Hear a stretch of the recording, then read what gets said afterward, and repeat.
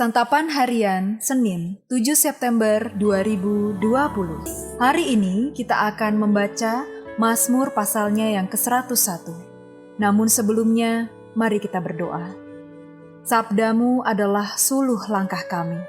Ajarilah kami ya Allah untuk senantiasa berjalan dalam terang sabdamu. Di dalam anugerah kasih-Mu Kristus, kami berdoa. Amin. Mazmur 101. Aku hendak menyanyikan kasih setia dan hukum. Aku hendak bermazmur bagimu ya Tuhan. Aku hendak memperhatikan hidup yang tidak bercela. Bilakah Engkau datang kepadaku? Aku hendak hidup dalam ketulusan hatiku di dalam rumahku. Tiada kutaruh di depan mataku perkara dursila. Perbuatan murtad aku benci. Itu tak akan melekat padaku. Hati yang bengkok akan menjauh daripadaku. Kejahatan aku tidak mau tahu. Orang yang sembunyi-sembunyi mengumpat temannya, dia akan kubinasakan. Orang yang sombong dan tinggi hati, aku tidak suka. Mataku tertuju kepada orang-orang yang setiawan di negeri, supaya mereka diam bersama-sama dengan aku. Orang yang hidup dengan cara yang tak bercela akan melayani aku. Orang yang melakukan tipu daya tidak akan diam di dalam rumahku.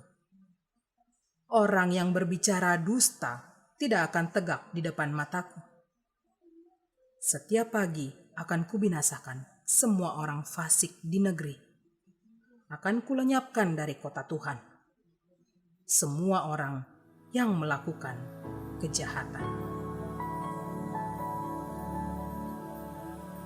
Sahabat Santapan Harian, akhir-akhir ini kita melihat efek destruktif dari media sosial dalam membangun prasangka. Banyaknya informasi yang tidak bisa dipercaya berhasil membentuk cara berpikir yang salah.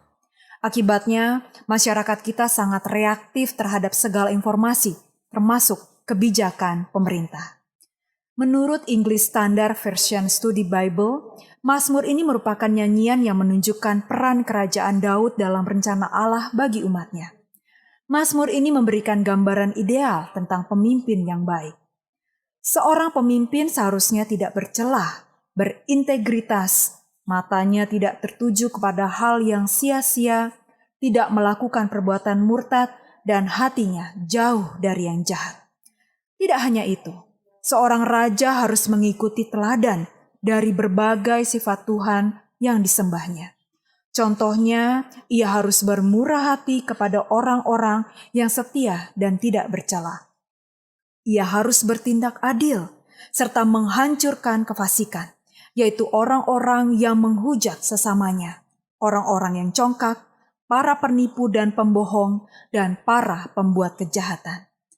Hal yang paling penting adalah seorang raja harus tunduk dan takut akan Tuhan sebagai pemangku kekuasaan tertinggi. Tuhan menghendaki agar kekuasaan yang diberikannya mencerminkan kebenaran, keadilan, dan kesejahteraan. Jika hati seorang raja jahat, maka ia akan menggunakan kekuasaannya dengan semena-mena. Ia akan membuat peraturan dan kebijakan yang hanya menguntungkan dirinya atau sekelompok elit yang berada di sekitar dirinya. Pihak yang dirugikan adalah rakyat kecil. Seandainya hari ini sebagai seorang Kristen kita berada pada posisi kepemimpinan, maka hendaklah kita menjalankan posisi itu sebagaimana Allah melaksanakan kepemimpinan kepada umatnya, yaitu seperti gembala kepada domba-dombanya, yang memimpin dengan kasih dan keadilan serta yang memberi kesejahteraan. Mari kita berdoa. Mampukanlah kami ya Allah untuk hidup dalam ketulusan hati dan menjauh dari segala kejahatan. Di dalam cinta-Mu ya Kristus, kami memohon. Amin.